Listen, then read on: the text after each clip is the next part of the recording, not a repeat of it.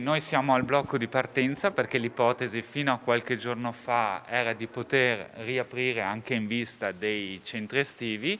La doccia fredda di lunedì ci ha reimposto la chiusura fino al 1° luglio. La vasca principale è pronta, ma per rivedere i nuotatori in acqua si dovrà ancora aspettare. La cabina di regia ha fissato la riapertura delle piscine al coperto per il 1° luglio, una decisione che gli operatori del settore definiscono allucinante in una situazione di crisi già drammatica, con il 60% degli impianti che rischia di non riaprire. Come federazione è stata una pura esplosione di rabbia, non tanto per la tutela della sicurezza, ma l'ingiustificazione rispetto a questa scelta, che ha ferito tutti, non solo noi come gestori, ma i nostri utenti. Il confronto con le istituzioni è serrato in questi giorni. Proprio oggi sono arrivate rassicurazioni dall'assessore Lanzarin, che confermerebbe per le piscine al chiuso la riapertura con il passaggio del Veneto in zona bianca e quindi, se i dati lo consentiranno, il 7 giugno. Noi siamo molto determinati. Devo dire che l'ANCI Veneto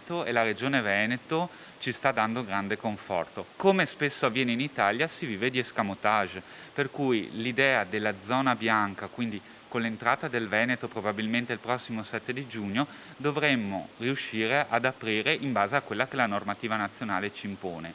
Stiamo attendendo conferme perché ormai siamo abituati da oltre 14 mesi a vivere all'ultimo minuto, ecco perché vedete le vasche piene, perché per arrivare a questo livello di agibilità a noi servono 10 giorni, non possiamo pensare di avere una comunicazione il mercoledì per il lunedì successivo.